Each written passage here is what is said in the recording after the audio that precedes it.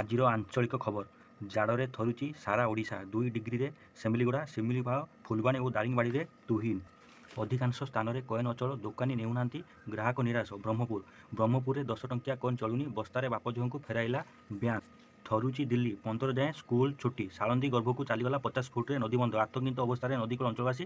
ବନ୍ଧ ମରାମତି ନ କଲେ ବିପର୍ଯ୍ୟୟ। ବଡ଼ ଧରଣର ବିଦ୍ୟୁତ୍ ଆଘାତରେ ଦନ୍ତାମୃତ୍ୟୁ, 3 ଶିକାରୀ ଗିରଫ। ଜୁଜୁମରା ବିଜ୍ଞାପନରେ ଫଟୋକୁ ନେଇ ରାଜନୀତି ତେଜିଲା। ବିଶାଳ ହୃଦୟ କଥା କହୁଥିବା ଧର୍ମେନ୍ଦ୍ରଙ୍କ ମହାନତା କୁଆଡ଼େ ଗଲା? ଅଶୋକ ମାଛ ତେଲରେ ମାଛ ଭାଜିବାର ଏ ସରକାର ପାରଙ୍ଗମ। ଧର୍ମେନ୍ଦ୍ର ବିଜେଡି ସରକାର କ୍ଷୁଦ୍ର ମାନସିକତାରୁ ବାହାରୁ ଜୟନାରାୟଣ। କ୍ଷମତା ପାଇଁ ଉଭୟ ଦଳ ଶସ୍ତା ରାଜନୀତି କରୁଛନ୍ତି। ସୁର ରାଉତରାୟ ପୋଖରୀରେ ବୁଡ଼ି 2 ନାବାଳିକା ମୃତ୍ୟୁ। ଜଗନ୍ନାଥ ପ୍ରସାଦ ପ୍ରଫେସର ବିଧୁଭୂଷଣ ମିଶ୍ର ସମ୍ବଲପୁର ବିଶ୍ୱବିଦ୍ୟାଳୟର ନୂତନ କୁଳପତି। ଏଥର ଦେଶ ବିଦେଶ ଦବି ଚାଲିଛି ଯୋଶୀମଠ। ଲୋକଙ୍କ ସୁରକ୍ଷା ନେଇ କେନ୍ଦ୍ର ତତ୍ପର। ପିଏମଓର ଉଚ୍ଚସ୍ତରୀୟ ବୈଠକ। ଯୋଶୀମଠରେ ବର୍ଷେ ହେଲା ଫାଟ ଦେଖାଗଲାଣି।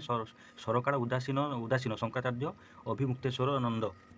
ବରିଷ୍ଠ ବିଜେପି ନେତା କେଶରୀନାଥ ତ୍ରିପାଠୀଙ୍କ ପରଲୋକ। ଘନ କୁହୁଡ଼ି ପାଇଁ 480 ଟ୍ରେନ୍ ଚଳାଚଳ ପ୍ରଭାବିତ। 2 ବସ୍ ମୁହାଁମୁହିଁ ଧକ୍କା, 40 ମୃତ। ସେନେଗାଲ ପରକୀୟ ପ୍ରୀତିରେ କରୁଣ ପରିଣତି। ପ୍ରେମିକା ସ୍ୱାମୀର ଗଳା କାଟି ଶବକୁ ଜାଳିଦେଲା ଦିଲ୍ଲୀ ଯୁବକ। ନୂଆଦିଲ୍ଲୀ ବିମାନରେ ପରିସ୍ରାକାଣ୍ଡ ଘଟଣା ମୋତେ ବ୍ୟକ୍ତିଗତ ପୀଡ଼ା ଦେଇଛି। ତ୍ୱରିତ ପଦକ୍ଷେପ ଆବଶ୍ୟକ ଥିଲା। ଟାଟା ଅଧ୍ୟକ୍ଷ। ପ୍ରତିଶୋଧ ନେଲା ରୁଷ। ରକେଟ୍ ଆକ୍ରମଣରେ 600 ୟୁକ୍ରେନୀୟ ସୈନିକ ନିହତ। ମସ୍କୋ ପୁଲିସ ମୁଖ୍ୟାଳୟରେ ଚାହା ପିଇବାକୁ ମନା କଲେ ଅଖିଳେଶ ଯାଦବ। ବିଷ ମିଶାଇ ଦେଇଥିବା କହିଲେ।